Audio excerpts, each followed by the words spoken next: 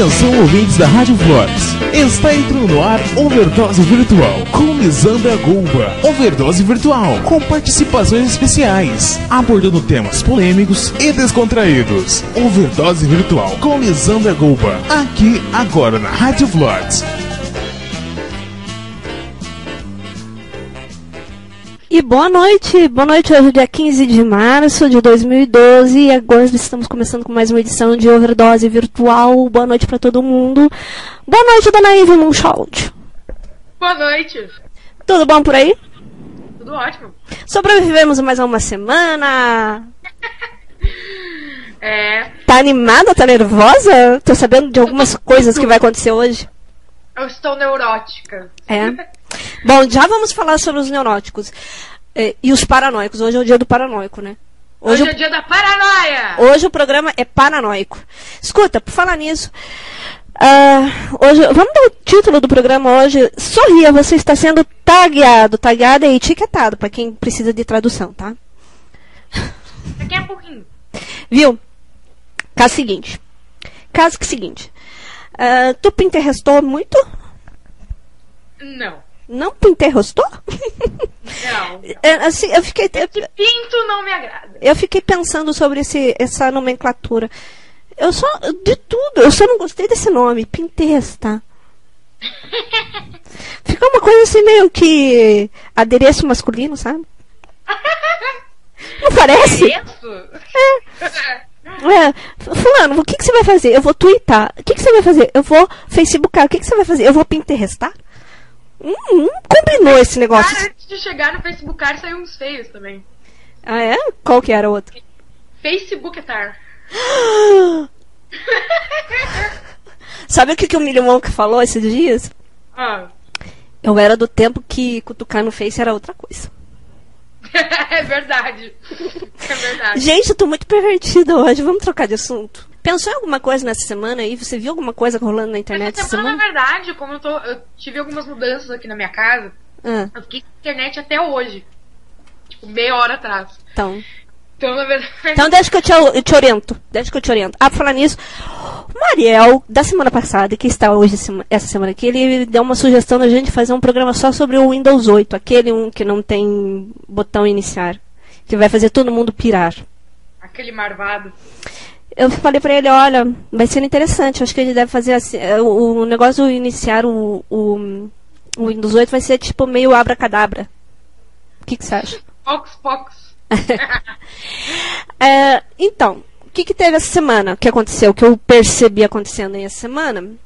Duas coisas interessantes. Você tá lembrando nosso programa de jornalismo versus liberdade de expressão?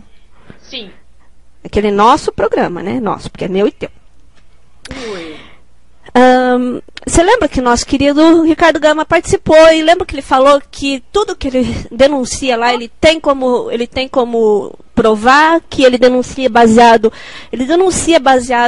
em fontes da imprensa, lembra? Eu lembro, ele falou isso de uma forma até bem efusiva. Ele tava. E ele trouxe. Tava com a macaca.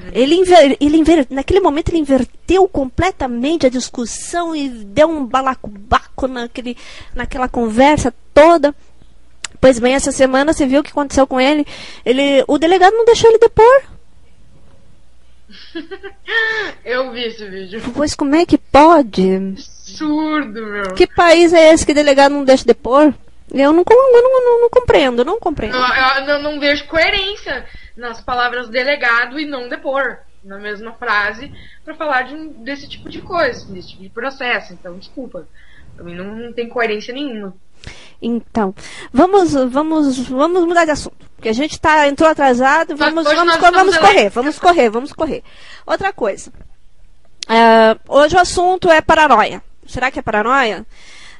Vamos botar vamos pegar um liquidificador e vamos colocar dentro desse liquidificador um monte de coisa. Depois no final a gente vai fazer suco e você vai experimentar o suco, tá?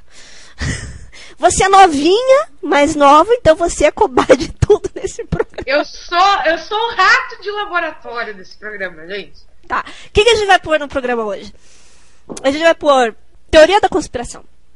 A gente vai pôr FBI. a gente vai pôr Facebook, a gente vai Títulos pôr federais. agentes federais, a gente vai pôr Google, a gente vai pôr Pink Cérebro. Gostou dessa? Você conhece Pink Cérebro, né? Diga que sim. Mas arrancou direto dos anos 80 o Pink Cérebro, né? Tá. O que nós vamos fazer essa noite, Cérebro? Nós vamos fazer o que fazemos todas as noites, Pink. Tentar dominar o mundo. Outra coisa. O que mais que a gente vai colocar lá? George Orwell. Conhece? Já ouviu falar? Não. Não, shame on you. Shame on you. Que coisa feia. Eu sou uma ignorante completa. Não. Ivy, direto, você ouviu a expressão vai queimar no mármore do inferno?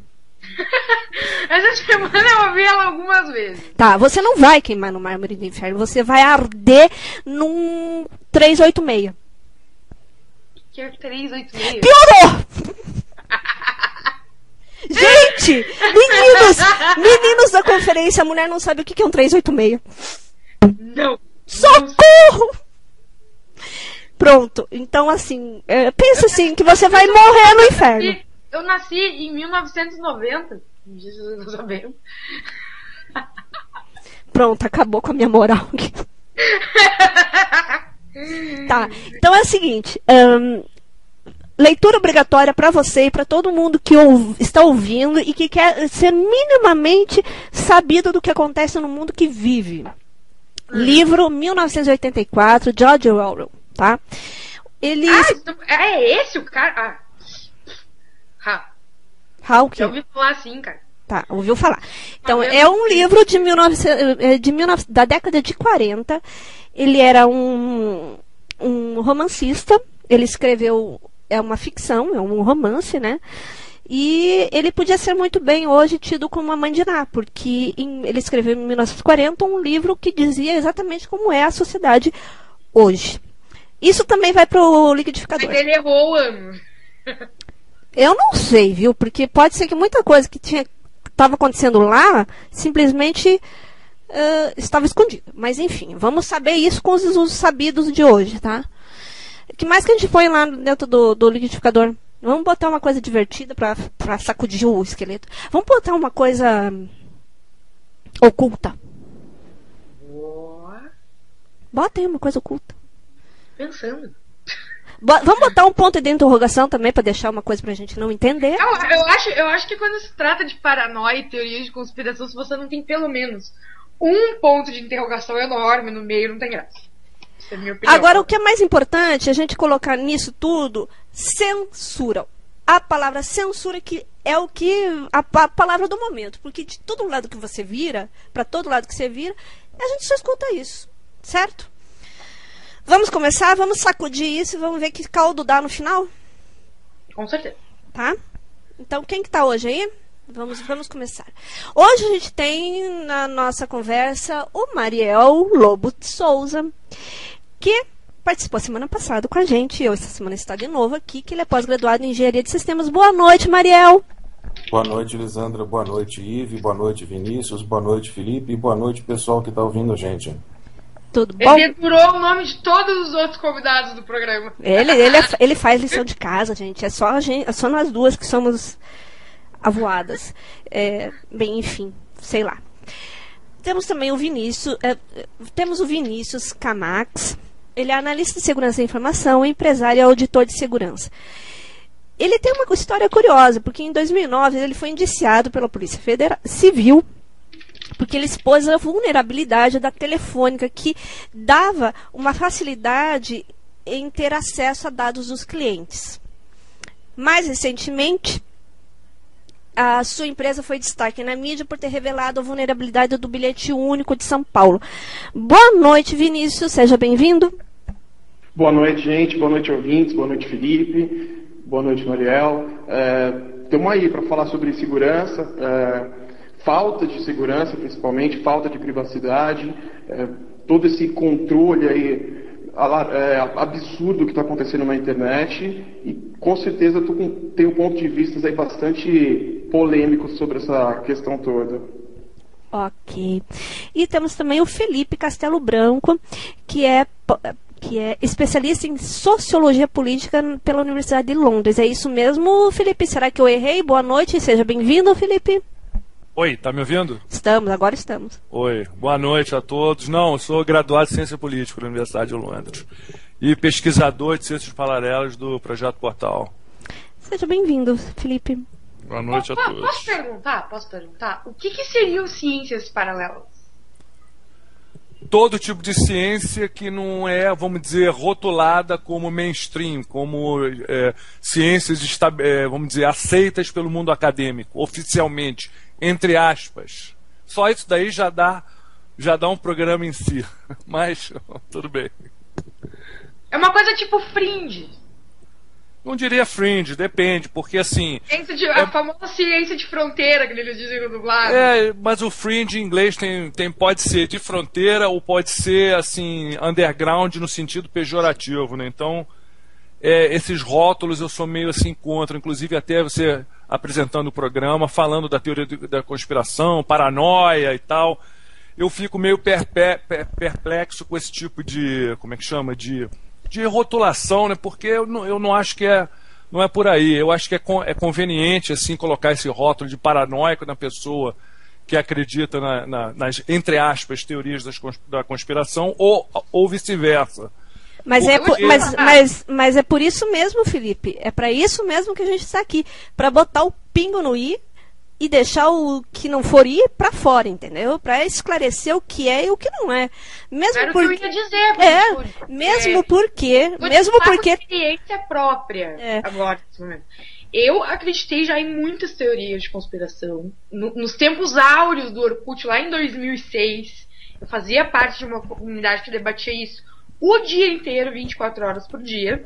E eu vou te falar da minha experiência pessoal, de que eu acho que não é que seja questão de conveniência. A questão é que tem muita pessoa muito paranoica que fica querendo procurar chifre na cabeça de cavalo e acaba, de uma certa forma, sujando todo um grupo maior de pessoas que levam a coisa a sério para esse tipo de teoria.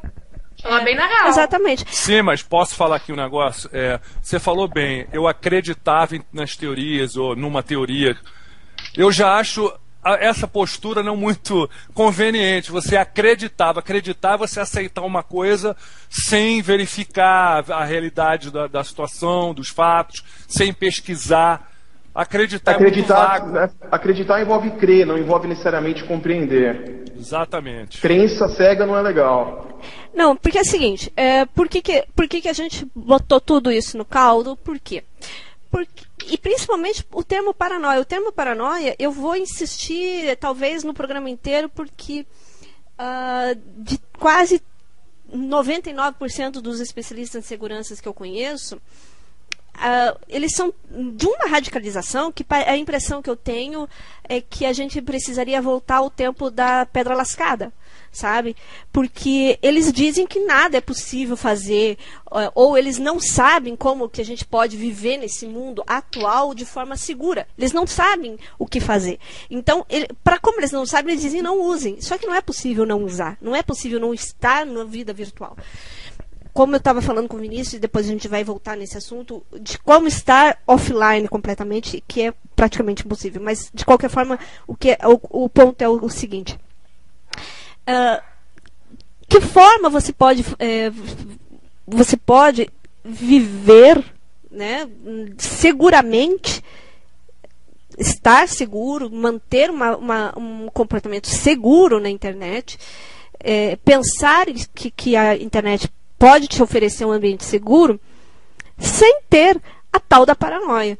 Então, esse é um universo que permeia bastante a parte de segurança na internet. Mas antes disso, vamos dar uma orientada aqui no assunto. Do que mesmo que a gente vai falar? A gente vai falar sobre o tagueamento. Você está sendo etiquetado. Nós estamos sendo etiquetados constantemente em tudo que a gente faz. A gente não precisa se logar no computador, não precisa entrar em rede social, não precisa estar em nada para a gente estar sendo etiquetado. procede isso mesmo? É isso mesmo? Aos que entendem disso, ao pessoal técnico, é isso mesmo? Eu vi uma palestra do... Eu não sei se eu vou saber falar o português ou o inglês correto. Eli Pariser, não sei, que ele fala sobre os filtros bolha, em que você não precisa estar logado para que as suas informações estejam sendo captadas. E assim a gente está sendo definido, delineado, delimitado, organizado, agrupado. Como isso funciona exatamente? Quem pode explicar para a gente? A questão da paranoia, eu não... É como até escrevi aqui, eu não acredito que as pessoas que acreditam em teoria da conspiração ficam paranoicas, é o contrário. Algumas pessoas que podem se considerar, que são consideradas paranoicas, é que acabam acreditando nisso. Eu acredito muito nessa tua ideia, eu acho que é bem por aí mesmo. Pois é. Sou paranoica que tem uma tendência a procurar esse tipo de informação. Só que tem dois, digamos assim, tem dois pontos que a gente deve levantar em relação a isso, que são o seguinte. Um é que esse temor, esse receio, tem um fundo de verdade super consistente. Tá? E o outro é que nem sempre é tanto assim. Nem todos os organismos, nem todos os órgãos que atuam no que a gente poderia chamar de gestão, não existe coordenação, não existe gestão da internet, mas nem todas as empresas ou as organizações que atuam na captura e no armazenamento de informações nossas através do que a gente registra digitalmente, nem todas usam isso de forma maléfica ou fazem de forma maléfica. Existem uma série de ferramentas que são utilizadas com essas informações e trazem um monte de benefícios. Agora, uma grande parte ou uma parte significativa usa isso de uma forma muito nociva, muito prejudicial para a gente. Eu andei vasculhando algumas coisas nos últimos dias na internet e eu fiquei surpreso, porque existem nos navegadores de internet, por exemplo, a gente tem alguns suplementos, algumas ferramentas que nos permitem bloquear esse tipo de rastreamento. Aliás, de uns tempos para cá, os 3 principais cabeças de chave da navegação na internet, que são o Firefox, o Internet Explorer e o Chrome, todos eles têm ferramentas. O Chrome não tinha, anunciou ontem que colocou uma ferramenta, vai estar implementando isso nos próximos dias, uma ferramenta para evitar a rastreabilidade das informações enquanto você navega. Tá? Tanto o Internet Explorer como o Firefox tem um tipo de navegação privada, e esse tipo de recurso também vai estar sendo implementado no Chrome, e o resultado mais imediato disso é que você, em princípio, você não recebe aqueles biscoitinhos, né, aqueles registros dos sites onde você navega, os cookies. Você fica isento de ter a gravação desses elementos na sua máquina. Independentemente disso, tá, existe uma série de informações, existe uma pá de informações nossas armazenadas na rede.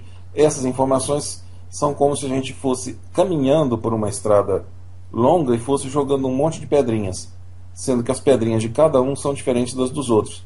Então existe uma forma de você rastrear os passos de uma pessoa, e isso sim pode ser usado de uma maneira muito nociva. Então tem um lado positivo, né, e tem um lado negativo, que é onde os paranoicos geralmente, ou os tendenciosamente paranoicos, acabam acreditando nessas teorias de conspiração.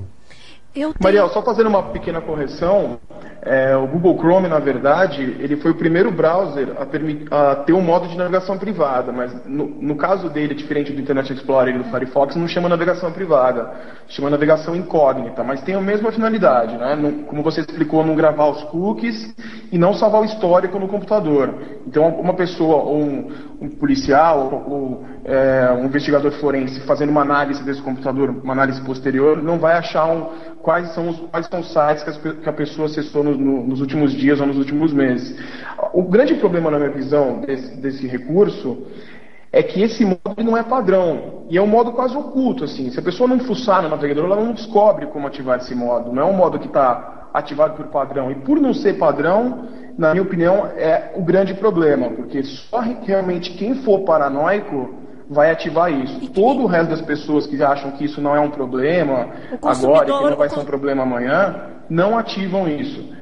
Então, mais uma vez na área de segurança, tudo que não é padrão acaba sendo um fator de exploração mais para frente. Então, na minha opinião, teria que mudar. Os navegadores teriam que ter esse modo de navegação privada por padrão. Quem quer salvar um histórico, quem quer salvar um cookie, habilitaria isso de acordo com os sites que estão exigindo isso, porque os cookies eles permitem que você volte no site sem precisar reautenticar, sem precisar ficar digitando a senha toda hora. Mas a gente usa mesmo esse recurso em 2, 3 sites. Eu, por exemplo, entro no Facebook, no Twitter e no e-mail. E mais uns 2 ou 3 sites que exigem o meu login.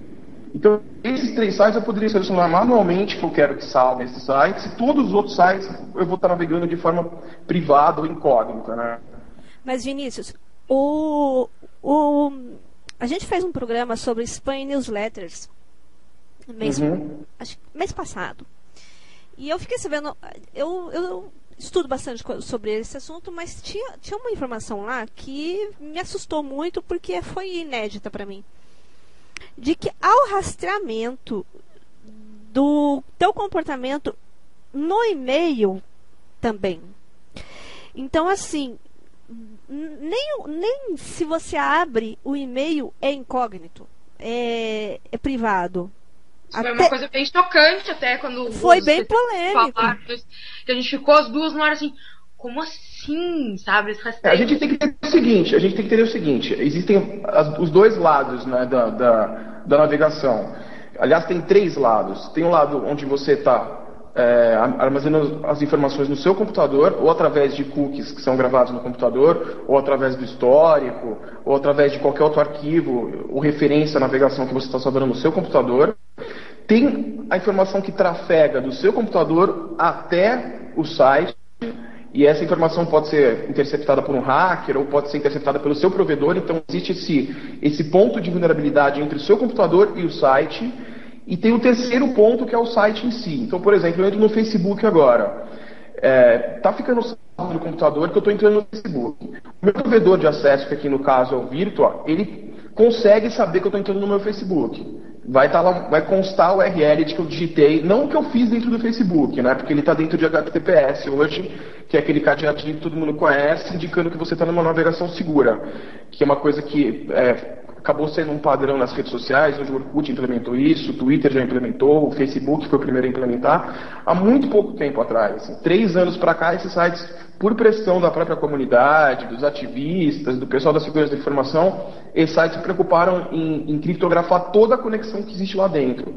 Só que essa criptografia que acontece entre o seu computador e o Facebook, ela protege do seu computador até o Facebook. O Facebook em si, como é a outra ponta da conexão, ele recebe essa informação descriptografada. Então o Facebook tem acesso a tudo que você está fazendo dentro dele. Assim como o Gmail, ou qualquer site de e-mail, ou qualquer provedor de e-mail, tem acesso a toda a informação que você está trafegando, porque esse recurso de criptografia só protege do seu computador até o site. Não, Vinícius.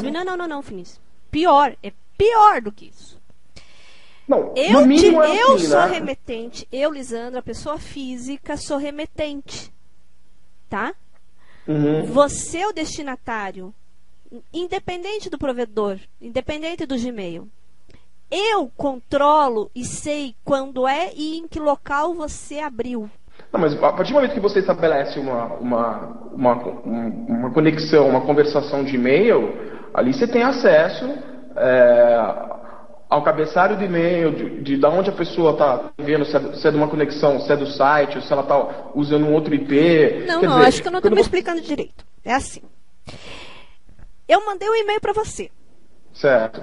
Tá? E você está lá numa lanchonete. Às 3 horas da manhã, abriu o e-mail no teu aparelho do smartphone. Você não me respondeu o e-mail, você apenas leu o e-mail. Tá? Entendi. Eu recebo sem aquele, não é nada de automático daquela resposta automática, não. Eu recebo uma comunicação de que em tal local você leu. Você clicou dentro do e-mail em tal link, você não clicou, você jogou fora, você guardou, entendeu? E então, eu como remetente, não o provedor. Isso é possível, mas não é padrão, tá? Isso é um recurso que chama e-mail tracking. Não, mas né? padrão. Não, é isso que chocou a gente. Porque na discussão do newsletters eles estavam dizendo que é super tranquilo, padrão, que eles usam isso mesmo. Então, deixa eu te explicar como é que funciona. O e-mail tracking é um recurso que foi muito polêmico alguns anos atrás, porque o que acontecia?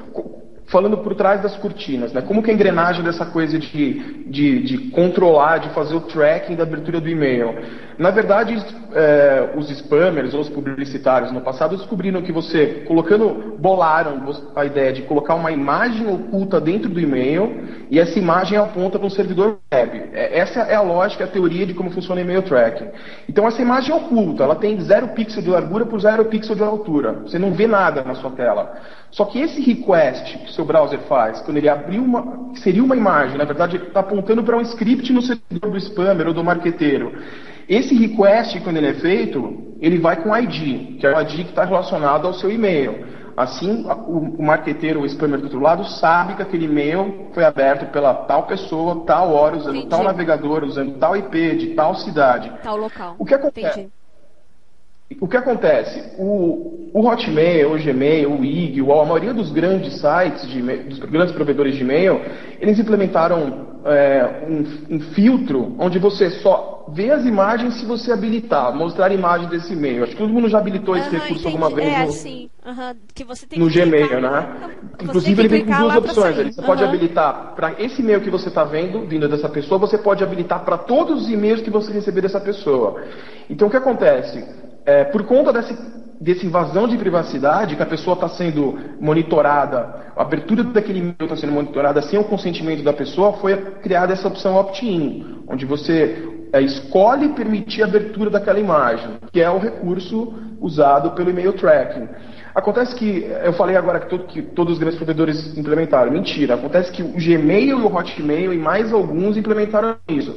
Os provedores brasileiros como o UOL, o IG, a Globo, eu não sei porque eu não tenho conta lá, mas pelo que eu vi por cima, os provedores brasileiros não ativam isso por padrão. Quer dizer, as mensagens estão sendo exibidas, esse recurso está sendo usado pelos spammers e pelos marqueteiros sem o consentimento do usuário.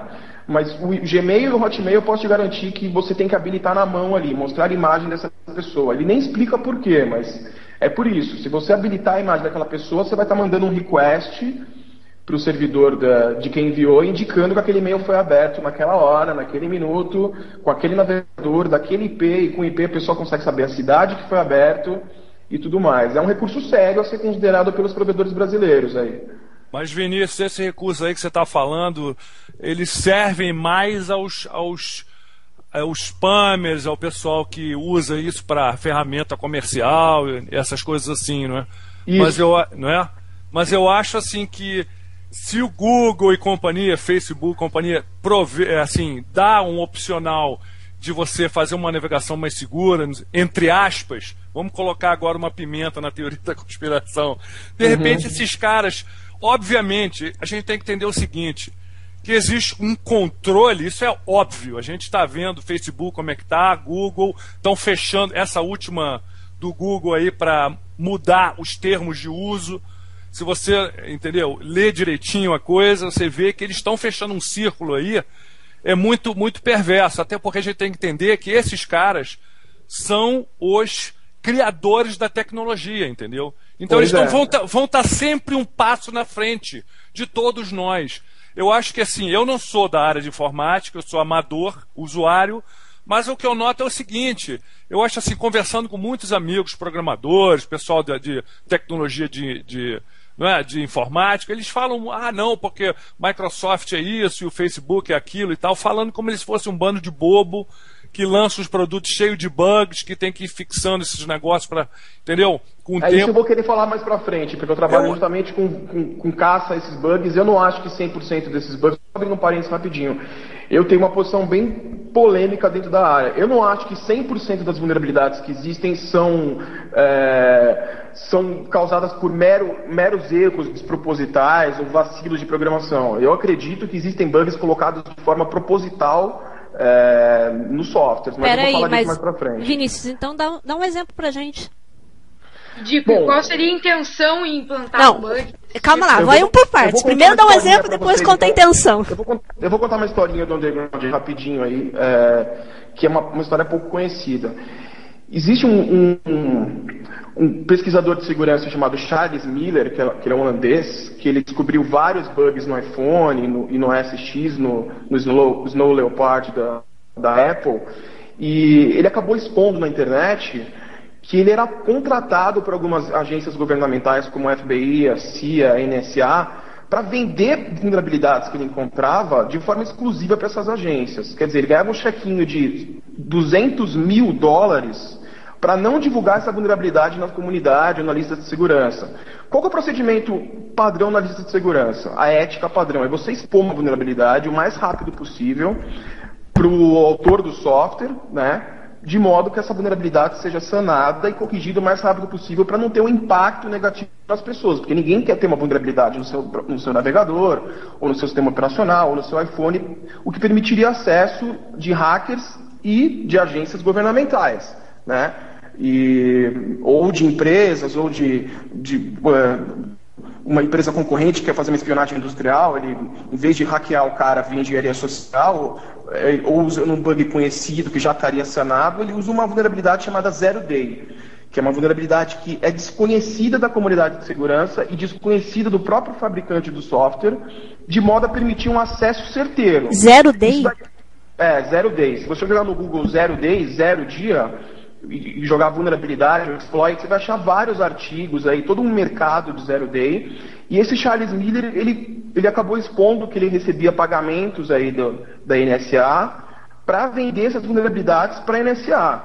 Quer dizer, a NSA e outros órgãos governamentais têm acesso exclusivo a vulnerabilidades que permitem hackear sistemas que não podem ser protegidos pelos fabricantes ou pelas pessoas, porque eles são desconhecidos. Um cara genial achou um bug, em vez de compartilhar esse bug com a comunidade e com a empresa que desenvolve o software, vendeu esse bug para uma agência para permitir todo tipo de espionagem e de terrorismo virtual, né? Porque vai saber o que a NSA faz com esses bugs. Se ela invade a Síria, se ela invade o computador, sei lá, da embaixada brasileira, daria todo um filme aí. Isso é uma coisa que está exposta, mas a imprensa não aborda essa questão, porque quem vai querer bater de frente com a FBI, com a CIA, com a NSA?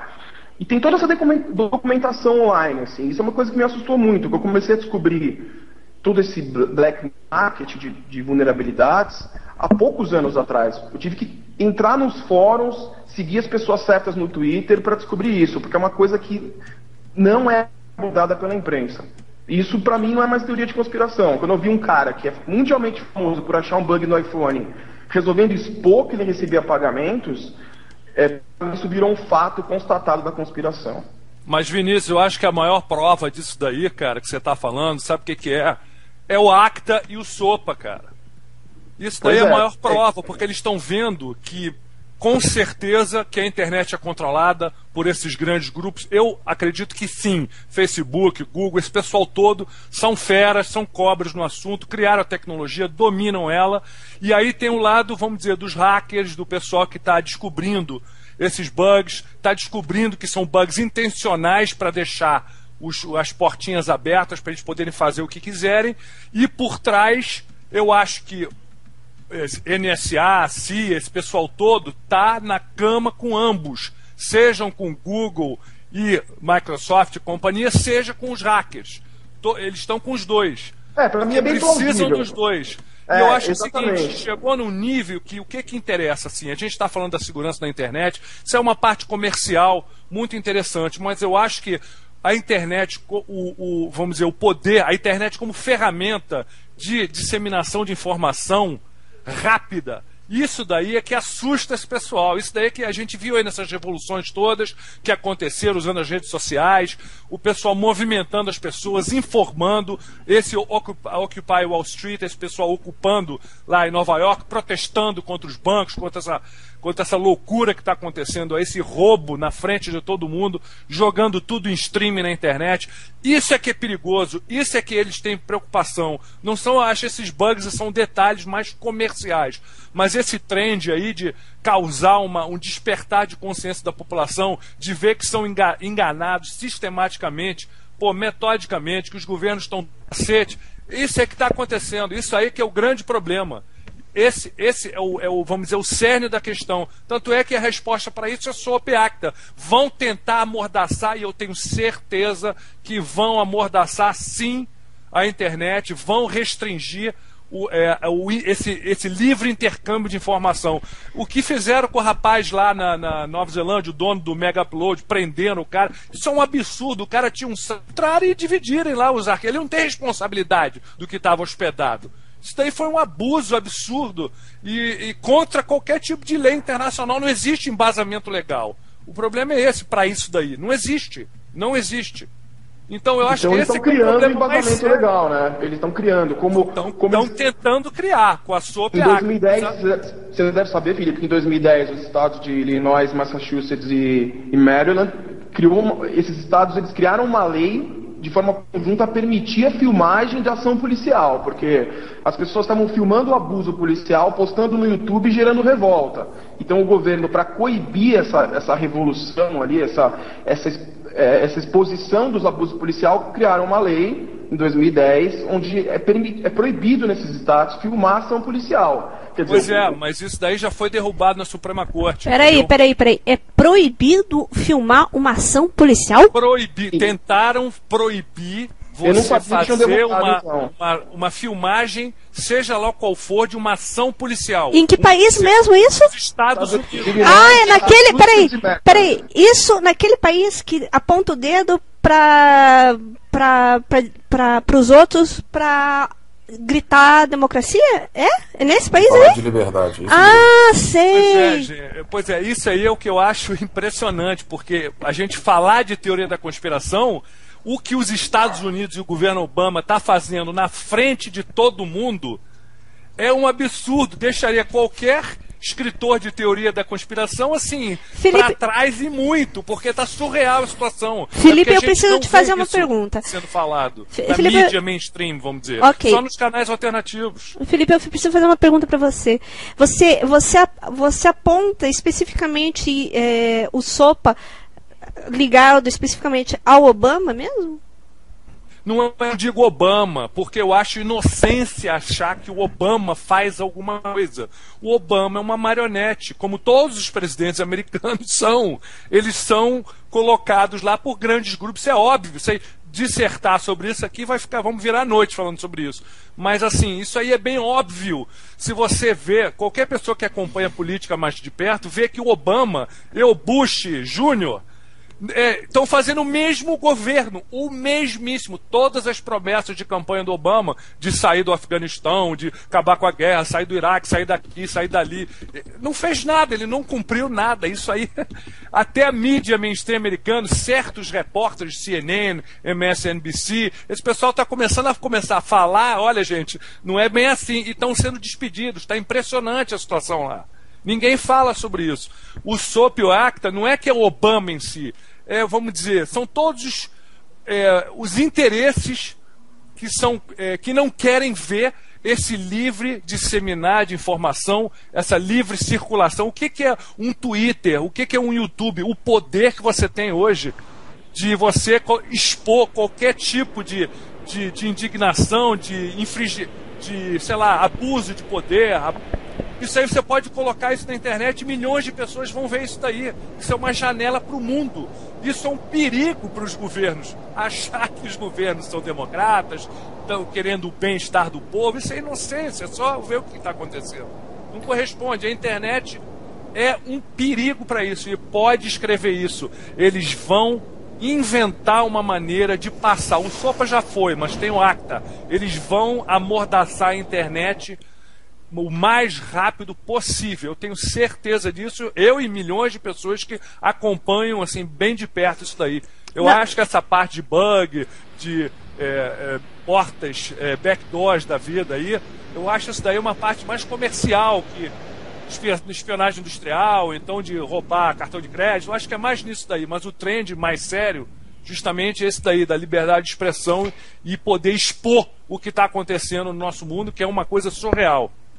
Ô, Felipe. Você, só um pouquinho, você acredita realmente que leis desse porte, com esse alcance, conseguem vingar? Elas vão conseguir se tornar realidade? Porque assim, porque essa é a minha pergunta? Porque quando eu fiz um programa, o meu segundo programa aqui na rádio foi sobre o Sopa, foi com o Caribé e tal, me chamou a atenção. Não foi apenas a intenção da lei, foi também a prática dela. Porque todo mundo falou que na hora de você, aí talvez o Vinícius, o Mariel consiga falar da parte técnica, que existe formas de burlar a lei e trocar o DNS, etc. e tal. E aí a pergunta é, vocês acreditam que passaria uma lei assim, e se passasse, ela seria executável? Eu já te digo, deixa eu te dar um exemplo rapidinho, bem simples para você ver. Você acha que seria difícil passar uma lei dessa? Tudo bem.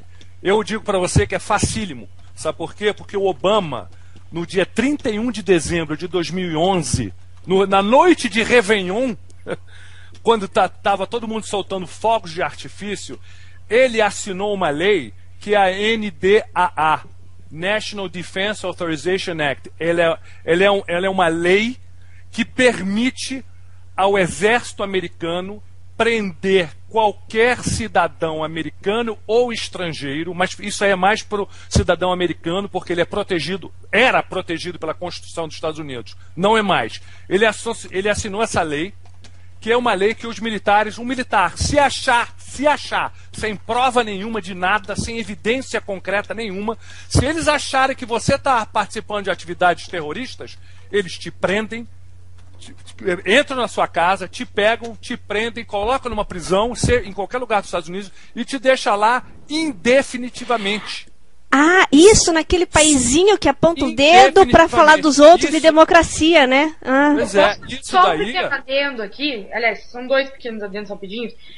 O cidadão americano ele já não é mais protegido pela Constituição desde o ato patriota, que de patriota não tem nada. Quem já leu o texto do ato patriota sabe que é um absurdo. E segundo, só pra quem não tá entendendo direito, o SOPA, né, o ACTA e coisa, eles têm uma diferença básica, que no caso do ACTA, ele é um acordo comercial que engloba mais de um país, não apenas os Estados Unidos. E ainda tem o PIPA, né? A gente não pode esquecer do PIPA. Eu ainda quero voltar ainda na pergunta anterior. O PIPA, na verdade, é uma forma... Na verdade, se tu for ver, em essência, ele é o SOPA.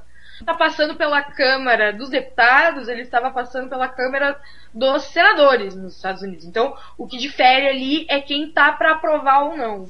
Aqui, é a mesma coisa. Eu tenho ainda Vai passar com certeza. Eles vão amordaçar a internet. Outro dia não, já várias vezes no YouTube, um pessoal ativo lá nos Estados Unidos contra essa loucura que está acontecendo lá, colocou vários filmes de um senador americano, falando, nós vamos amordaçar a internet, isso é um perigo, esse pessoal está fazendo o que quer, isso daí para terrorista. É sempre aquela desculpa. Os terroristas podem usar isso para um ataque cibernético. Ou seja, se o Obama passou uma NDAA, que é uma coisa louca, totalmente anticonstitucional, um absurdo, uma aberração, um SOPA, um ACTA, um PIPA, o que seja, vai ser uma facilidade para passar, porque as pessoas não estão ligadas nisso. É impressionante o nível de alienação nos Estados Unidos do povão. O pessoal online, o pessoal aí que está engajado através da internet, recebendo informações online, entendeu? De vários pontos, o pessoal está trocando informações num dinamismo absurdo, está de cabelo arrepiado, está vendo o país indo para um fascismo gritante. Isso daí até são palavras fortes, alguém ouvir vai falar, olha o paranoico, a teoria da conspiração. Isso não é teoria, isso é fato. É só pesquisar e ver. Isso está acontecendo isso é que é mais impressionante. Está acontecendo na cara de todo mundo. É impressionante, é isso. O pessoal numa alienação total. É incrível isso, é incrível. Mariel? Posso complementar o que sim, você está falando? Sim. Primeiro, só uma coisa. Obrigado, Vinícius. Eu fiz uma pequena confusão. Enquanto você retificava a minha afirmação a respeito da privacidade no Chrome, eu fui ver aqui, na realidade, e você complementou isso muito bem. Porque você falou que as pessoas não sabem onde localizar o botão para não rastrear. O que o Google falou que vai lançar nos próximos dias é um botão do tipo Track Me Not, ou seja, não rastrear. Então vai ter um botão claro para a pessoa fazer isso, em vez de ele estar escondido dentro do navegador, num daqueles comandos de configuração que ninguém vai lá buscar. Mas realmente você está certíssimo, porque foi o início da navegação privada foi realmente com o Chrome. Felipe, uma coisa que você colocou a respeito do King.com, que é o cara lá que era um dos principais, vou chamar de dono do Mega Upload. O maior problema, eles prenderam o cara, não é porque ele não tinha responsabilidade pelo conteúdo do que estava lá. Na realidade, eles prenderam o cara porque houve negociação, houve comercialização de produtos que tinham direito autoral. E isso já começa, a gente já liga isso com o ACTA, que é um desses controles restritivos, só que do lado comercial. Então, a única observação é que eles prenderam o King.com e aquelas outras pessoas que já liberaram também, né, já saíram da cadeia. O King.com eu não sei ainda, mas não sei se ele continua preso, mas os outros já foram liberados. Especificamente não porque eles eram responsáveis pelo conteúdo que tinha lá, e sim porque o conteúdo que estava lá dentro estava sendo comercializado, e aí tinha gente se aproveitando de uma coisa que não era direito autoral, não era propriedade intelectual dele. Especificamente isso, tá? Uma outra coisa, Felipe, você está falando... Oi, Mariel, é claro que era bem claro que era esse o motivo, mas a ideia, o que eles queriam fazer naquele momento era dar o recado. Sim, com certeza. Exatamente. E, Felipe, não precisa se preocupar, nem ficar tão dizendo veementemente que essas coisas, que a internet vai ser, digamos assim, gerenciada, controlada, porque ela já é. Tá? Existe uma organização chamada Repórteres Sem Fronteiras. A gente não tem os Médicos Sem Fronteiras? Sim. Pois é, então existe uma organização chamada Repórteres Sem Fronteiras, que desde 2000 e alguma coisa, 2004, 2006, se não me engano, divulga uma lista chamada Inimigos da Internet. E agora, na segunda-feira, dia 12 de março, eles divulgaram a lista atualizada. Essa lista hoje consta de 12 países onde isso que você falou, que muita gente acha que é teoria da conspiração, efetivamente acontece. Ou seja, é uma censura violenta onde eles podem literalmente prender as pessoas. Essa lista consta do Bahrein, Birmânia, China, Cuba, Irã, Coreia do Norte, Arábia Saudita, Síria, que está tendo muito problema lá, Turcomenistão, Uzbequistão, Vietnã e Belarus. Belarus é a Bielorrússia, tá? Para quem não conhece, que fica lá na parte noroeste, na parte do noroeste onde era a União Soviética. Então, quer dizer, isso infelizmente já acontece. Eles não fizeram um ranking dessa censura, tá? Tipo assim, quem censura mais ou quem censura menos. Apenas eles divulgam essas listas dizendo que estes países censuram. Entenderam? Só um pouquinho. Mariel, desculpa te interromper. Eu preciso dar um recado e engatar uma pergunta, tá bom? É o seguinte, voltando ao negócio de controlar a internet. A gente controla a internet, estão tentando controlar a internet, a gente já é controlado pela internet. Antigamente, vocês que estudam isso, podem me corrigir se eu estiver errada. Eu sempre soube que, por exemplo, assim... Quando na vida offline, quando não existia esse negócio de internet, e a gente não era assim tão vigiado online, existia nas bibliotecas americanas alguns livros que eram marcados, de alguns livros que o governo entendia que eles eram comprometedores e eram marcados. Então, se você ia lá e você emprestava aqueles livros, daí a partir daquele momento, o FBI, ou a CIA, ou sei lá eu quem, já começava a monitorar aquela pessoa porque ela estava lendo uma publicação comprometedora. Então, assim, isso significa que a gente não precisa estar... O que eu quero trazer para a discussão é que a gente não precisa estar necessariamente online para ser monitorado. A gente é monitorado desde sempre. Procede isso? Exatamente, procede sim. Eram livros proscritos, ou não esqueci o termo mais adequado para isso agora. Isso existe, existiu durante muito tempo, acho que sempre existiu, tá? E continua, isso continua existindo, e agora existe isso no meio virtual. E essa lista dos inimigos da internet exatamente tenta mostrar ao mundo, né, os repórteres sem fronteiras, eles tentam mostrar ao mundo que isso continua existindo e no meio digital. Eu acho que sempre a informação foi um bem extremamente valioso. Quem tinha informação era quem controlava a situação. Tanto é que a gente via na Idade Média, na Idade Antiga, vamos dizer, nos tempos antigos, né? Quem só lia e escrevia era padre e nobre. Então, isso daí já era uma forma de controle de acesso à informação.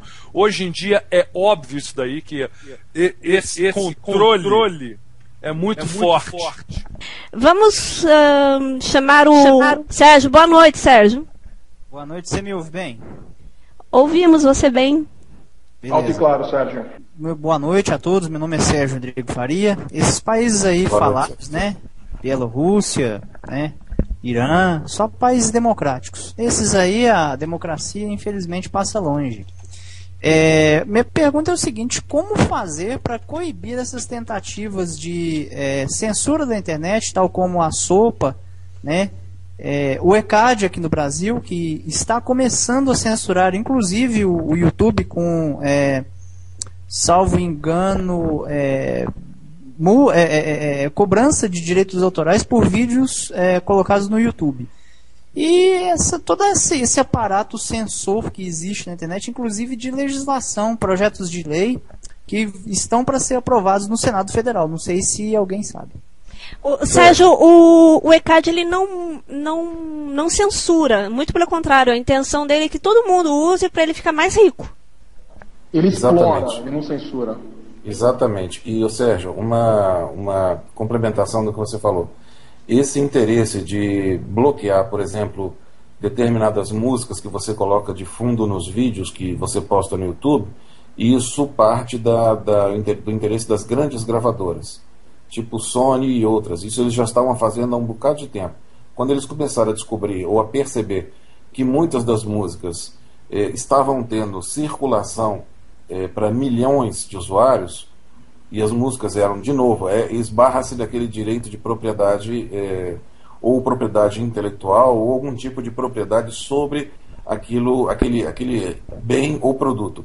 Então, quando eles começaram a perceber que tinha muita gente veiculando vídeo com músicas que eram deles eu digo das gravadoras, das grandes gravadoras, eles chegaram e falaram assim: olha, não, eu não posso cobrar desse cara, eu não tenho como fazer isso, porque o cara está usando isso lá na Conchinchina e eu não tenho como chegar lá e cobrar para ele veicular isso, como é feito, por exemplo, de uma rádio, tá? E ele não tinha como fazer, então eles começaram a colocar alguns mecanismos na internet para, por meio de algoritmos de rastreamento, verificar a parte melódica de um vídeo, a parte musical de um vídeo. Se o início daquele vídeo coincidisse com o início de uma música deles, então eles cortavam o som do vídeo por inteiro. Isso já estava acontecendo há alguns anos, alguns poucos anos, 3, 4 anos, sei lá, não me lembro de quando eu comecei a observar isso. O que o ECAD está fazendo é exatamente o seguinte: algumas pessoas, para fugir dessa limitação, o que eles fazem? Eles entram num editor digital, e tem alguns muito simples, tipo um Audacity, que é da SoundForge. Ele é freeware e ele é fabuloso. Você joga um efeito lá de tempo, modifica um pouco o ritmo da música, ela fica diferente e obviamente não vai bater com aquela comparação que eles fazem.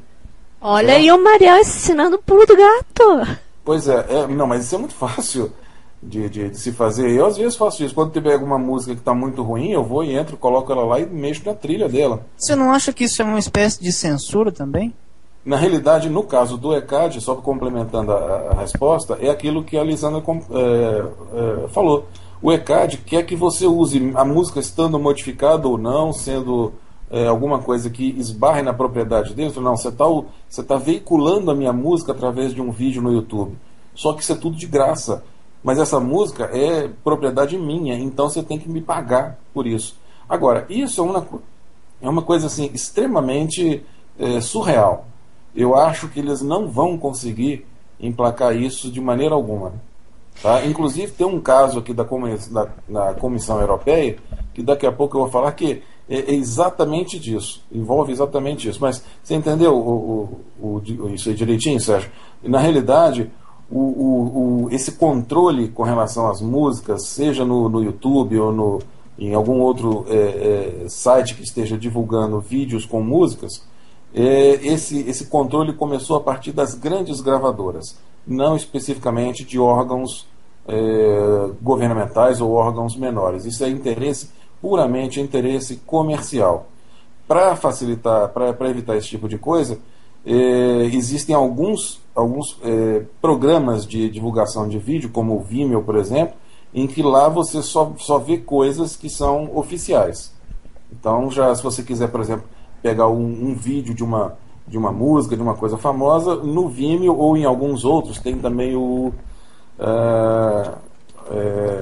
não sei como se pronuncia, mas acho que é Hulu ou Hulu, é um outro que também ele distribui vídeos legalmente. Tá? Então, quer dizer, tem algumas ferramentas que usam esses recursos para não incorrer numa ilegalidade, numa ilicitude. Em síntese, é isso. Podemos dar um pulo de assunto? Um pulo de assunto que é a mesma coisa. Com certeza. Ok, então todo mundo pega as nossas informações. E deixa eu fazer uma pergunta para você. Você acredita nas coisas de grátis? De graça? Você acredita que existe coisas grátis? Sim, cara, eu acho que de uma certa forma tu acaba pagando por tudo, seja... Falou tudo, perfeito, definiu bem, de uma certa forma. Então, assim, existe um ditado que diz assim, se você não está pagando, se você não é o cliente, você é a mercadoria. Então, com isso, eu vou dar um engate para o próximo tópico, que é o mesmo tópico, que acaba sendo a mesma coisa, que é o seguinte. Que acaba não fugindo do assunto. Que acaba não fugindo do assunto. A gente enfia, lota essa internet aqui de informações o dia inteiro. Em várias coisas que dizem que é de graça, mas na verdade estão vendendo as nossas informações. O senhor Mark Zuckerberg, né, colocou o Facebook lá no mercado de ações, né, vendendo o quê? Vendendo a gente. Pois muito bem. Ou a gente tem medo de pertencer ao Estado, no caso o FBI, a China, o raio que parta lá, vai lá e pega a gente, monitora a gente e sei lá o que faz com a gente. Ou então uma corporação domina e controla as nossas informações. Para onde que a gente escapa, hein, Vivi? O que a gente faz nessa hora? A gente tem como viver num mundo... Eu vou perguntar para a turma aí que está aí. A gente tem como viver offline nesse mundo? Não tem. Eu acredito que não tem como, porque... Viver na Matrix, né? Não tem como você fugir disso. Eu acho que dá pra gente viver com descrição dentro das redes sociais. Descrição. Mesmo assim, veja, é muito complicado você... Vamos lá. Um aparelho celular, que a pessoa nem tenha computador, mas que tem um aparelho celular. O celular tem ERP, você vai pela ERP, você acha a pessoa, né? Você rastreia lá, foi lá que com isso que fizeram todo o caminho lá que o Bruno fez com o aparelho celular dele. Então, assim, como é que você consegue não ser rastreado e não viver rastreado no mundo atualmente? É possível?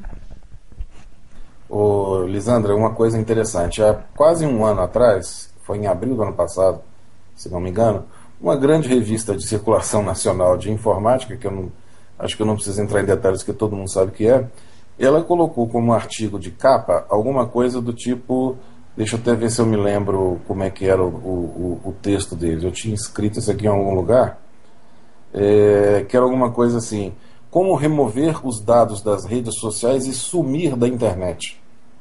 Tá? Tinha exatamente isso.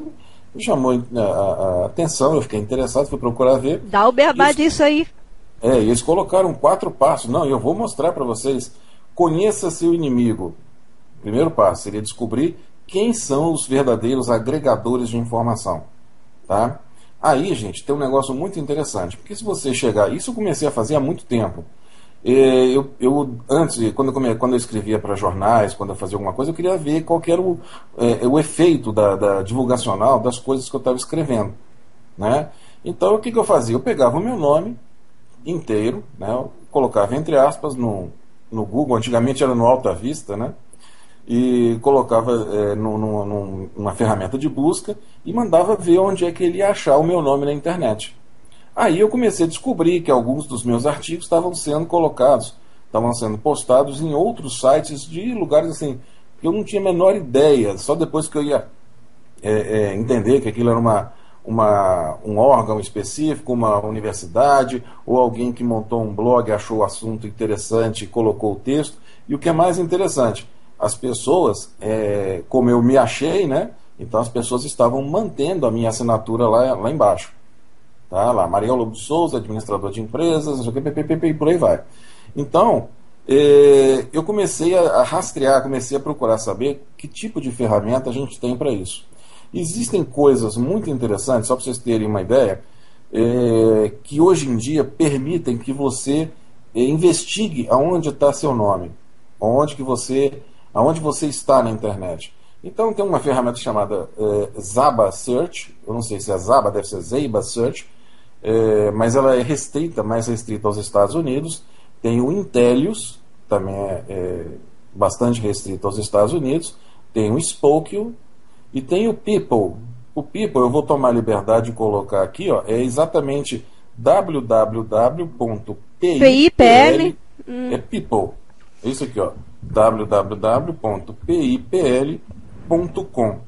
Tá? Isso aqui eu vou fazer um convite a vocês. Depois vocês entrem nesse site e escrevam. Ele pede para você escrever o seu e-mail ou o seu nome e, opcionalmente, colocar uma localidade.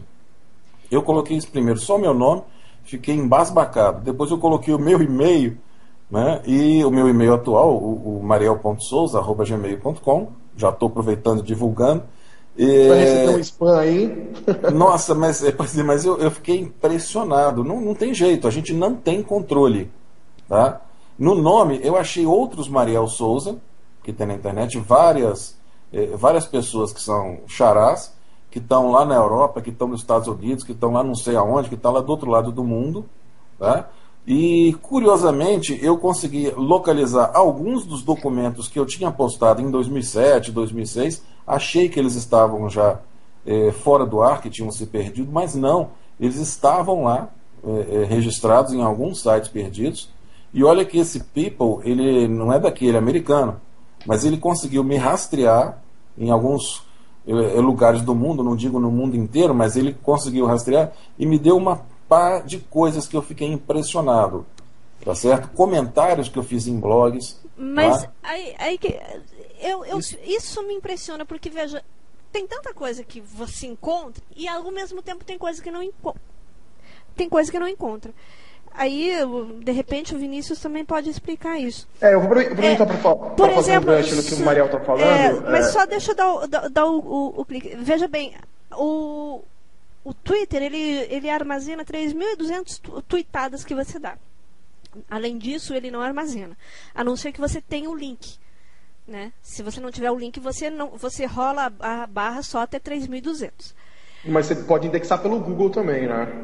Mesmo assim, eu tenho alguns amigos que pedem para mim, me ajuda a achar tal coisa. Eu não consigo achar. É difícil. Curiosamente, incrível como que o Twitter não armazena, mas a Biblioteca do Congresso americano armazena todos os Twitters do mundo. Era nisso que eu ia entrar, Lisandra. Eu imagino o seguinte, eu imagino que existam dois universos distintos. Um é o que outras pessoas podem achar sobre a gente na internet.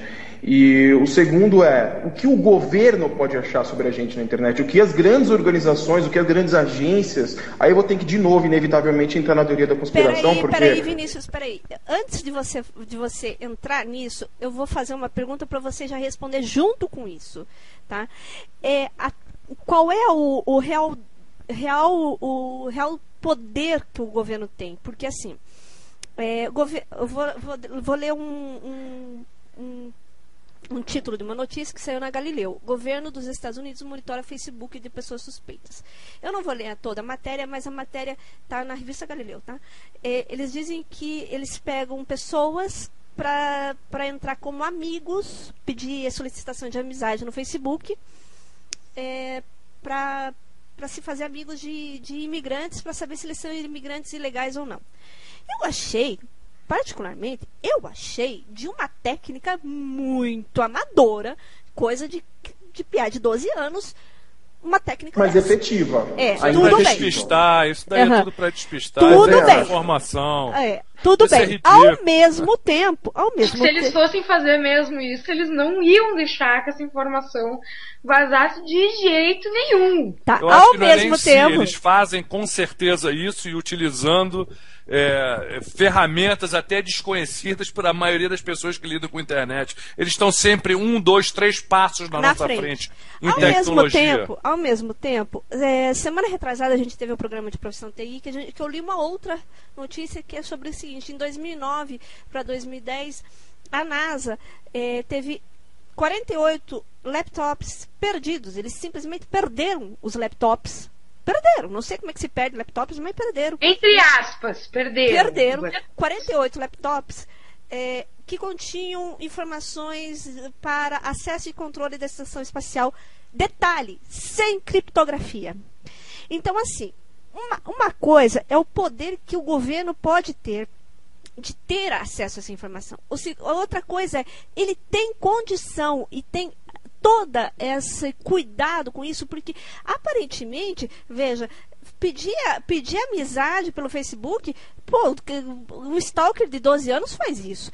Mas quem fez isso aí, Lisandra, é um oficial de polícia de fronteira. Vai lá, então me explica aí pra gente. Dentro de uma agência governamental com um policial de fronteira querendo caçar mexicano ilegal. Eu acho que são dois níveis governamentais, duas hierarquias completamente diferentes.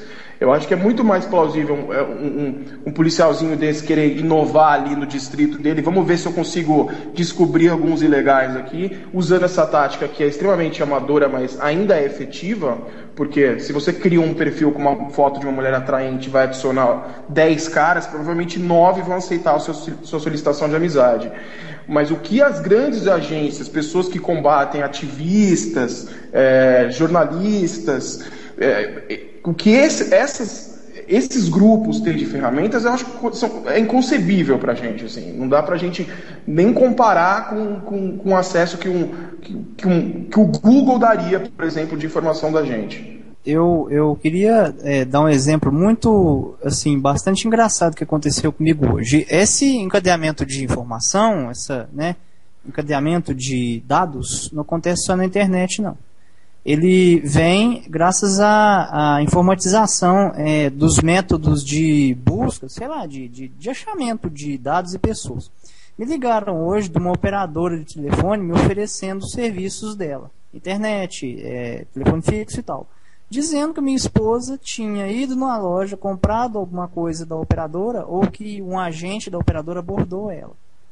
Imediatamente eu consultei minha esposa, ela falou que nada disso tinha acontecido. Eu dei um esculacho na telefonia, em quem estava do outro lado da linha, falando que ele estava sendo mentiroso, que nenhuma dessas informações procediam e que eu não queria o produto, né? A moça acabou sendo xingada por mim, porque eu fiquei muito nervoso por causa disso, né? Quer dizer, as pessoas, mesmo eu não estando na internet, ou eu frequentando pouco a internet, elas foram lá, buscaram meu número de telefone, né? E ligaram para mim e jogaram todo o marketing do produto que estava sendo vendido ali. Então, acho que mesmo você não estando na internet ou estando pouco na internet, isso infelizmente acontece. Eu acho até o seguinte, eu acho que não é nem isso, como eu disse até antes, não é? Eu acho que o foco não é a nossa segurança, não é a privacidade, a invasão do governo no nosso dia a dia. E eu acho que isso daí é irrelevante, não é muito um problema. Eu acho que o maior problema é justamente o poder da internet de disseminar informação rapidamente e sem censura. Isso é um perigo, é esse o perigo. E é por isso que esse pessoal está se mexendo para amordaçar a internet. Eu acho que essa coisa de segurança, isso daí não procede muito, até porque hoje, mesmo você não usando a internet, mas você usa celular, você assiste televisão com sistemas aí que já ouvi falar, e já é um pouco a teoria da conspiração, que eu já não sei até quanto é verdade isso daí, que eles podem monitorar você através da sua net, da sua televisão e por aí afora. Eu acho que não é nem isso o problema. Eu acho que o problema mais é o controle de informação, sim, do fato de que antigamente, se você vê vamos dizer, de onde vem o dinheiro, acompanha aí os grandes disseminadores de mídia, não é? Mainstream, aí, os canais de TV, essas coisas. Quem controla isso? Que fazem Quem está por trás? Da meia dúzia de grupos, né? Meia dúzia de pessoas controlam os maiores conglomerados de mídia do mundo. Aí. Com certeza. Então, e esse pessoal conta a história que quiser. Eles colocam vamos dizer, eles colocam a realidade do jeito que eles querem, não é? Explicam da maneira que eles querem e eles realmente desenham uma matrix absurda que não corresponde à realidade. Então, é o que a Russia Today está fazendo isso na Fox News, né, exatamente. Como é que é, Vinícius? Podem discutir, por favor? A RT News, que é a Russian Today, ela tem exposto aí com algumas reportagens todas as manipulações da Fox News, de modo a Fox News ter que se retratar, sempre alegando um problema técnico, que o cara usou uma filmagem errada, que o cara escreveu errado, porque está mostrando como a mídia é manipulada. Hacker. O tal do foi hacker? Não sei que caso é esse. Não, é porque assim, né, no Twitter as celebridades, né, escrevem as coisas, depois se arrependem. Foi hacker. Foi analogia, porque no Twitter geralmente quando alguém faz alguma merda e fica feio, fala que um hacker invadiu sua conta, usa essa desculpa. Então, eu tenho a mesma opinião do Felipe. Eu acho que a disseminação dessa mídia alternativa através das mídias sociais, dos blogs, onde qualquer um é jornalista, qualquer um hoje com o celular na mão bate uma foto do evento e dá a sua versão totalmente despretensiosa, totalmente sem nenhum tipo de vínculo comercial com o anunciante, sem nenhum tipo de rabo preso com a assessoria de imprensa do governo. Eu acho que isso é uma coisa muito preocupante para os governos e para as agências, e eu acho que, sem dúvida, eles vão usar todo tipo de pretexto para tentar coibir essa nova mídia independente, onde qualquer um é jornalista. Imagina a força do Facebook, por exemplo. Não sei, é uma empresa aí qualquer, vende um produto estragado, que está ruim. Já o pessoal já começa a se manifestar. Gente, olha aqui, tira foto, faz o filminho, joga no mural do Facebook. Aquilo vai se espalhando como um viral poderosíssimo, que aí não tem como segurar. Esse é o perigo, esse é o poder. Infelizmente, as pessoas não entenderam ainda como a internet pode ser um instrumento poderosíssimo de, inclusive, influenciar políticas a nível de governo até. Eu não entendo assim. Eu acho que as pessoas têm sim a noção. Elas não sabem ainda como usam. Eu acredito que elas não têm. Eu acho que elas não sabem ainda como usar, mas elas sabem que é importante, que isso tem poder. Eu acho que elas estão despertando. Eu acho que não. Eu também concordo. Eu acho que estão despertando para isso. Eu acho que elas, tipo assim, você fala até a maioria, desculpa, Lisandro, senão a maioria do conteúdo nas redes sociais hoje seria ativista, não seria sobre... Eu acho que entretenimento é 99% do conteúdo das redes sociais hoje. Assuntos frívolos, superficiais, ainda são a grande pauta das mídias sociais. Enquanto o mundo está um caos, enquanto a corrupção assola todos os níveis governamentais... Mas, Vinícius, isso não é porque a internet ela reflete o nosso universo particular. Eu vou te dizer isso agora do ponto de vista da minha expertise, que eu sou psicóloga. A gente tem a nossa necessidade da realidade, mas a gente não consegue viver 100% na realidade. Por quê? Porque a gente precisa do escapismo. Então, assim, por que novela, há anos e anos e anos, a gente vê a mesma história? Porque novelas são todas as mesmas histórias. Concorda? Por que a gente vê? Porque a gente precisa, o ser humano ele precisa daquele escapismo, daquele momento de escapismo para fugir um pouco dos problemas do dia a dia, do cotidiano, para dar uma relaxada na cabeça. E se você mantém esse comportamento 100% no teu dia, de viver a realidade 100%, você não aguenta. O Ratinho, quando o Ratinho entrou no SBT há uns 10 anos atrás, não me lembro, uns 15 anos atrás, que ele, bem quando deu o boom do sucesso dele, né, que ele fazia que ele trazia aquela sangueira lá pro programa dele, né? Ele dizia a lenda do vagalume, aquelas coisas assim. Ele dizia, ele numa entrevista na Gabriela, ele falou assim: eu tenho noção do meu programa, eu sei o que ele é, e eu sei que esse programa ele não vai muito longe, e realmente não foi, porque ele foi até um tanto num perfil, depois ele mudou de perfil para virar meio um cirquinho lá. Ele disse assim: eu sei que isso não vai muito longe, porque o ser humano não aguenta a realidade por muito tempo. Então, assim, a gente vê... Por que o jornal na TV tem 30 minutos e novela tem o dia inteiro? Porque a gente precisa, particularmente, do nosso tempo de escapismo. Então, talvez seja por isso. Eu discordo. Eu estou dando uma suposição, eu não estou afirmando. O que você acha, Felipe? Eu discordo. Eu acho que o ser humano necessita sim de um escapismo. Mas por que esse escapismo pode ser um passeio na floresta, não pode ser um passeio na praia, não pode ser uma brincadeira ao ar livre, sei lá, ou qualquer coisa, um esporte, uma correria, um andar de bicicleta? Eu acho o seguinte: nós somos treinados desde pequeno nesse mundo Matrix construído. Somos conduzidos que nem gado. Perfeito! Isso é tudo, é uma realidade manufaturada nossa, não é uma verdade. A gente vive isso aí na manada, não é uma realidade. Concordo. Todas essas explicações, eu acredito que é até meio radical isso, mas é uma pesquisa minha bem longa e antiga.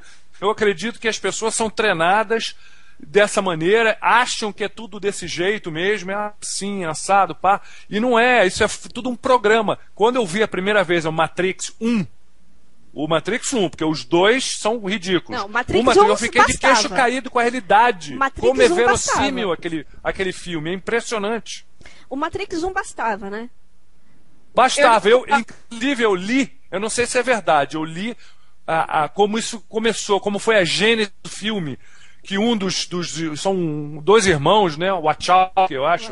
Que um deles estava voltando de Tóquio, de alguma filmagem, alguma coisa, no avião, ele estava sem sono, e aí deu um flash nele, ele escreveu o filme inteiro, baixou em Los Angeles, já estava com o filme na mão. Eu ouvi essa história. E os outros, e os outros dois, parece que forçaram eles para fazer. Olha, tu faz aí que você escreveu demais aqui, e já aí começou um monte de nego a despertar, a se tocar de certas situações, e confunde a mente deles, porque o número 2 e o número 3 não fazem nenhum sentido. Totalmente louco, um absurdo, ridículo, banal.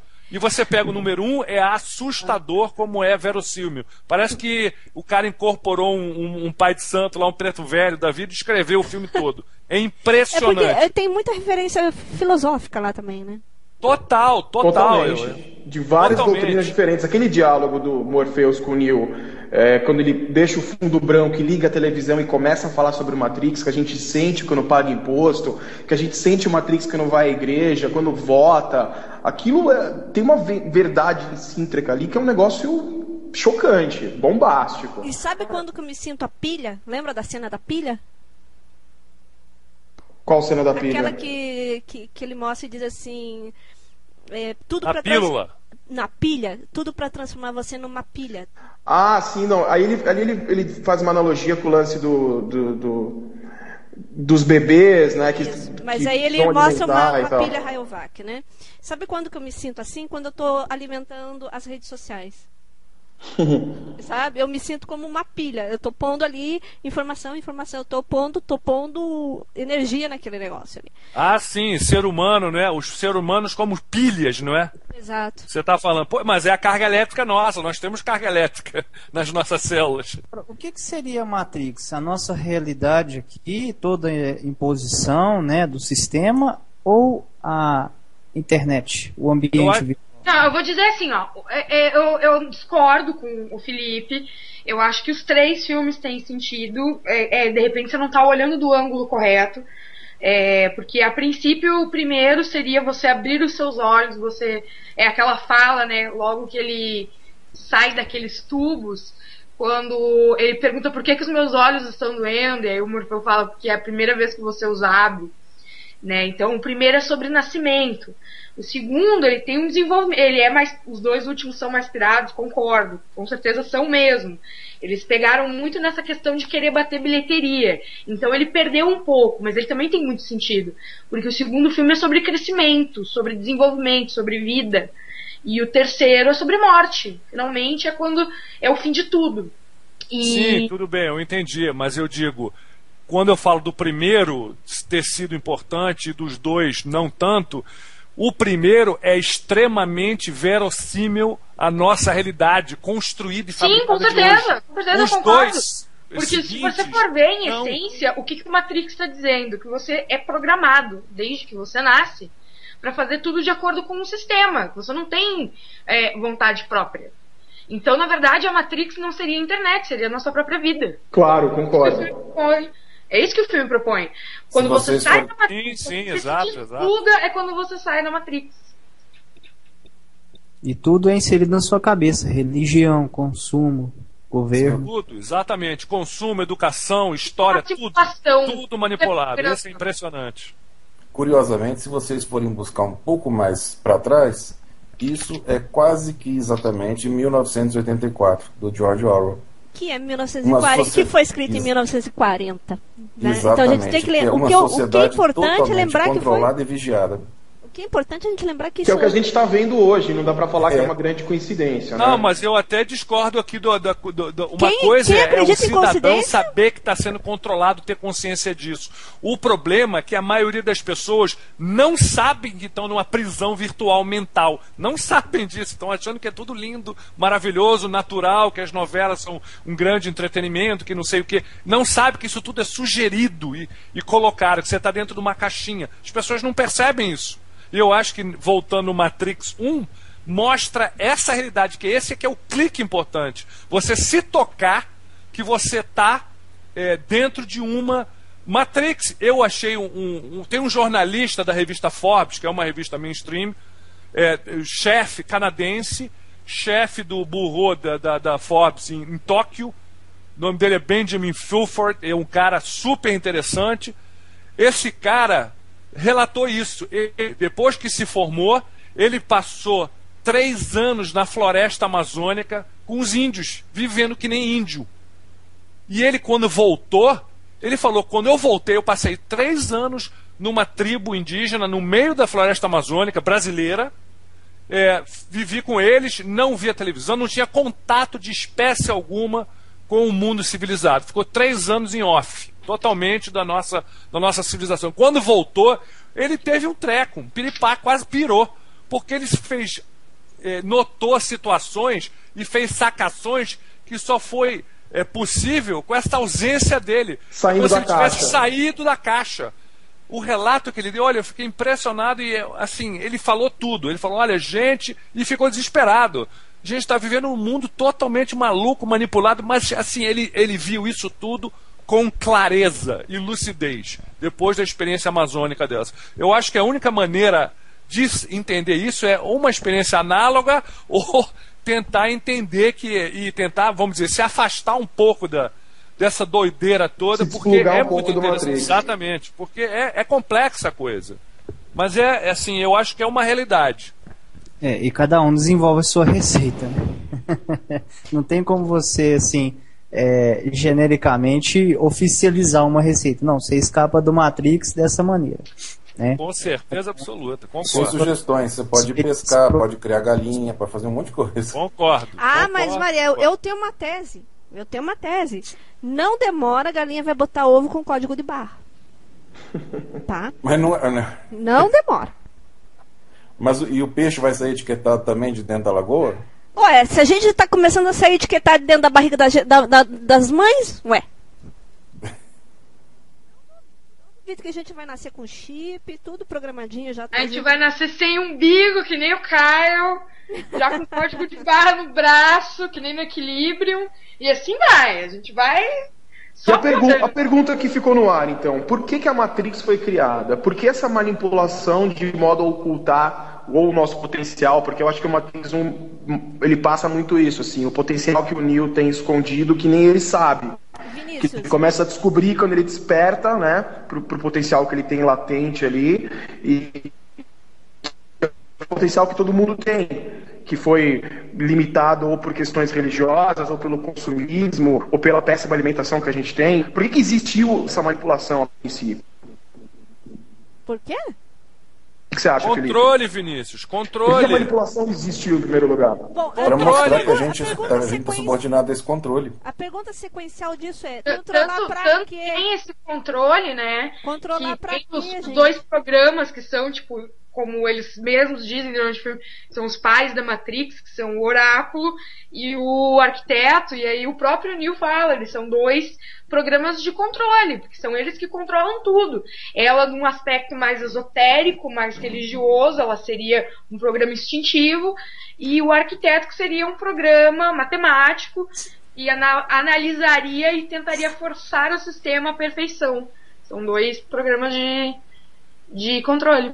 É uma receita básica, Vinícius. Como é que um grupo de pessoas, porque a elite, vamos dizer, planetária, ou a elite de um país, os grupos que dominam e controlam, assim, não no sentido, né, mas o pessoal é muito pouco, as elites são poucas. Como que poucas pessoas controlam muitas? Através de manipulação, através de o controle da informação. Você tendo a informação, você tendo as tecnologias nas mãos, você domina tudo. Isso aí desde sempre é assim. Desde sempre é assim. Só que hoje, com o avanço depois do Renascimento, que o pessoal perdeu aí o temor a Deus e que começou o pensamento científico e tal, então isso daí mudou um pouquinho o perfil. Então eles tiveram que usar sistema de controles mais sutis. Tiveram que deixar o povão controlado sem saber que estava controlado. Entendeu? Isso é bem diferente. Então, por isso que a gente não consegue ver tanto dissenso hoje em dia. Você cada vez mais. Um exemplo disso a gente tem aqui no Brasil, nos anos 60, com a Revolução, com a ditadura, com aquela coisa. Quantos caras pintadas nos anos 60 foram às ruas e luta armada e uma confusão toda contra uma ditadura, repressão à liberdade e tal. Hoje em dia a gente está vendo uma coisa mais ou menos análoga, não tanto em si, não tanto assim aberta, mas a gente está vendo um governo que é uma quadrilha de bandidos deitando e rolando, fazendo absurdos, o país numa situação incrível, um governo que cada semana cai ministro, corrupção absurda, ninguém fala nada, ninguém protesta, ninguém vai à rua, ninguém toma nenhum tipo de atitude. Isso eu acho alarmante. Isso mostra que o controle mudou. As pessoas estão assim, achando que a gente está vivendo uma grande liberdade, uma grande facilidade, entendeu? E isso daí não é verdade. Poucas pessoas hoje, a gente está falando aqui de internet, coisa. No Brasil, vê o percentual de pessoas que realmente têm condição são os incluídos digitais, vamos dizer. São poucos. Porque não interessa ao governo um povão online. Imagina só aqui no Brasil, se a gente tivesse o poder econômico médio que um cidadão americano tem, onde uma pessoa poderia ter uma filmadora, uma banda larga razoável, um bom computador, e tivesse aí filmando os hospitais, jogando na internet, jogando no YouTube os hospitais caóticos, os abusos todos, as corrupções, os mensaleiros e por aí afora, ia ser uma loucura. Não ia ter esse controle todo, um país onde tem, o controle das nossas televisões. Quem que controla as televisões, aí as repetidoras da Globo, todos políticos, Sarney, Collor, isso aí ninguém fala, ninguém discute sobre isso. O poder aqui é até escancarado, porque o povão não sabe disso, é ignorante, então não vai ficar mais fácil controlar. Eu acho isso extremamente óbvio, não tem muito... Felipe? Tô aqui. Eu também acho, mas tá acabando o tempo. A gente precisa entregar o programa pro cabeleiro. Temos que fazer a parte 2. Eu vou começar a ser especialista nesta frase. Porque os programas estão ficando muito bons. São tantas partes 2 que a gente tá precisando fazer, né? Fala, Mariel. Só uma coisinha. Porque você tinha perguntado se não dava pra gente viver. Eu tava falando exatamente dos tais passos, né? Eu falei só do primeiro, que é descobrir, conhecer o seu inimigo. E para isso eu usei como exemplo aquele People. O segundo seria você remover tudo aquilo que você tiver na rede, tudo aquilo que você conseguir remover da rede. Já vou adiantando. Isso é impraticável, isso é impossível. É igual xixi na piscina, né? O xixi se dissipou na piscina, não há quem retire da água. Terceiro, exatamente. Terceiro, olha só que absurdo. Isso numa revista de circulação nacional. Fique fora da rede. Porra, mas se eu estou interessado em participar... Eu só estou interessado em participar, como é que você não vai? Essa afirmação, né? E a outra coisa mais interessante, o último passo, limpar a sua reputação. Você deixa a sua conta desativada e deixa sem fazer login por 2 semanas que todo mundo retira você da internet. Olha, eu achei impressionante, eu achei que fosse uma coisa cômica e não era. Escrever um artigo como se fosse um negócio verossímil, e a gente sabe que não é. Nesse caso a gente sabe que não é. Ok, Mariel, infelizmente realmente a gente vai ter que terminar. Eu tenho algumas coisas para falar que eu já até esqueci. Eu vou dar o fechamento. Primeiro eu vou fechar com a Ive, minha querida Ive. Ive, como é que é hoje a tua história? Hoje a Ive vai estrear um programa à meia-noite. Todo mundo ligado no programa da Ive. A Ive então, adora falar. Falar rapidinho, bem rapidinho dele. Não precisa ser rapidinho. Você tem um pouquinho mais de tempo, eu vou te dar. Conta aí do programa. Então, o meu programa vai se chamar 4 Series, ou 4 Series, ou 4 Séries, normal mesmo. Ou para então, séries. Né? Ele fala, é um programa só sobre seriados. Eu vou ter o Fred First e a Tuti apresentando comigo. E o primeiro tema, que vai ser o tema de hoje, vai ser The Walking Dead. Que, né, nesses últimos 3 semanas, ninguém para de falar The Walking Dead. Esse programa é tão tarde, só. É que é o seguinte, Posso perguntar uma coisa? Por que não teve continuidade no The Event? Aquele fantástico seriado. Pois por que não teve continuidade? Eu vou te falar por que não teve continuidade. Se chama falta de audiência. Infelizmente, se você tem uma audiência menor do que, sei lá, 4 milhões por episódio, 4 milhões de telespectadores por episódio, normalmente a série tem esse risco de ser cancelada. De repente aconteceu isso. Realmente, a gente vai fazer uma hora dessas um programa só sobre cancelamentos. E daí a gente vai abordar vários. Tem muita série que, infelizmente, acaba indo pra lixeira por isso, e a gente vai tentar abordar. Mas hoje é The Walking Dead. Quando for Seinfeld, se é que você um dia viu, né? Eu já vi Seinfeld. Se você não sabia o que era um 386, né? O que eu vou fazer? Eu já vi Seinfeld. Se você fizer um sobre Seinfeld ou sobre Friends, então me chama, por favor, tá? Friends a gente tá louco pra fazer, cara. Friends é muito legal. Não tem quem não gosta de Friends. Então, quebra a perna lá, tá? Obrigada. Meia-noite, gente. Meia-noite. Demorou muito pra estrear. Especialistas no HQ e na série lá com a gente. Todo mundo ligado na Rádio Vlogs, meia-noite. Daqui a pouco tem o Cabeleira. Ok, gente? Eu vou passar a palavra agora pra todo mundo, pra dar considerações finais, contatos e, enfim, quiser dar dica em o que quiser falar. O assunto hoje esquentou. Eu vou dizer que de todas as edições foi o que bombou de audiência, tá? Olha que bom. Merece sim uma versão número 2. Por incrível que pareça, vocês bateram o Sopa na semana da votação do Sopa. A gente fez um do Sopa na véspera da votação do Sopa. E hoje a gente bateu o do Sopa. Hoje a gente bateu o Sopa. Parabéns pra nós. Do Sopa. Eu gostaria de dizer que a A gente vive etiquetado e a gente entrega para todo mundo isso. A gente usa roupas de marca e a gente faz questão de colocar a etiqueta para fora. Então, assim, aos paranoicos de segurança que dizem para a gente ficar para fora das redes, como o Mariel acabou de citar, eu acho que a gente deveria, em vez de dar essa recomendação, a gente deveria buscar uma forma de viver na rede de forma segura. Boa noite a todos, um grande abraço. Meu Twitter, Twitter @Sérgio23, Sérgio Faria 23. Muito obrigado, valeu, gente. Gente, obrigado, adorei o papo, nem parece que passaram 2 horas, a impressão que eu tive é que passaram 40, 50 minutos no máximo, de tão bom que foi. Valeu, Lisandra, pelo convite, Ive, valeu, Mariel, Felipe. Eu deixo o conselho final que é melhor você ser paranoico com a sua privacidade e discrição do que ser omisso e negligente. Então, vamos tentar pelo menos ter mais cuidado aonde a gente clica, o que a gente posta, o que a gente expõe da nossa família, a informação que a gente consome. Vamos tentar adquirir informação de mídias alternativas, que eu acho que é o grande futuro da internet, é mostrar o que as grandes empresas não estão querendo que seja mostrado. E é isso. Meu Twitter é Vinícius KMAX, Karen Maria Amor Xuxa. Eu costumo falar sobre os bastidores e o mundo underground da segurança da informação. É isso aí, um abraço. Eu queria agradecer o pessoal aí, o convite, Lisandra aí, Vinícius, pessoal aí na escuta, muito obrigado. Eu queria falar o seguinte só, a teoria da conspiração é a nova heresia. Eu acho que vale a pena as pessoas irem buscar sim, pesquisar e formular os próprios, vamos dizer, as próprias as próprias teorias, vamos dizer.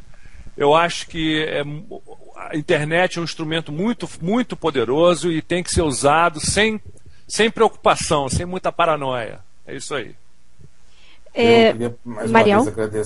Eu queria mais uma vez agradecer a possibilidade de ter participado desse bate-papo, que é extremamente enriquecedor, extremamente saudável.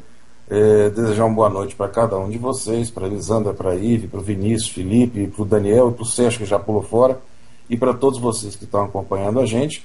E as minhas opções, as minhas formas de contato são no Twitter, @MarielSouza, com Z, e o e-mail é mariel.souza@gmail.com. Eu, como já disse abertamente, eu prefiro não caminhar para o lado da paranoia, e sim para um lado de consciência, fazer as coisas conscientes, como vocês já comentaram isso. E uma coisa que uma vez eu falei, a Lisandra gostou, eu não tenho muito receio, porque eu estou há 18 anos usando a internet, desde os tempos de conexão via BBS, então eu não tenho mais como voltar atrás. Então praticamente a minha vida hoje ela é um livro aberto, é a associação que eu fiz de um blog sem senha. Muito obrigado e uma boa noite para vocês. Um blog sem... Só, Lisandra, desculpa interromper, pensei que eu esqueci de deixar meu Twitter aí. É @FCB2012. Busquem conhecimento. FCB2012. Eu tenho que seguir você porque eu não estou te seguindo, vou seguir agora. Valeu, ET Bilu. ET Bilu. É o seguinte, eu quero... conhecimento.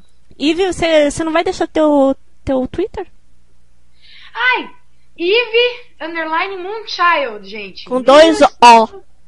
Com 2 O. Moon. Moon de lua em inglês, não mu, tá? Sou vaca, pelo amor de Deus. Tá bom. É o seguinte, gente, eu vou deixar meus contatos também, porque eu sempre esqueço. Aqui, quem quiser mandar qualquer coisa, sei lá, até me xingar, pode me xingar. Cybercomportamento, @cybercomportamento.com, com Y. O áudio para podcast vai ficar no meu site, cybercomportamento.com, com Y. Vai subir também pro YouTube, para quem quiser ter acesso ao arquivo depois, posteriormente. Eu adorei o papo de hoje, o papo foi muito interessante. Sim, do suco que a gente pôs tudo no caldo lá, que teve até Pink Cérebro e teve Matrix. Matrix eu não tinha colocado no ingrediente, Ivy, lembra? Pois é. Viu? Eu acho que o válido sempre, porque... Surgiu esse tempero sem a gente nem pensar nele. Mas, enfim, de todo esse suco, ficou pra mim um caldo de que... a impressão que eu tenho é que como o Felipe disse, a gente não sabe aonde a gente vive, a gente não tem consciência do que aonde a gente está pisando. Então, assim, eu vou dar um exemplo.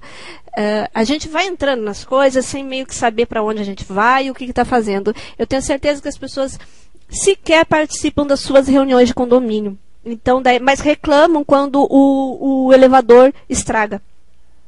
Então, assim, a gente não costuma. O cidadão ele tem pouca intenção de participar, de ser atuante, participar, de ter consciência de onde ele está vivendo e como é que aquilo lá é administrado e organizado.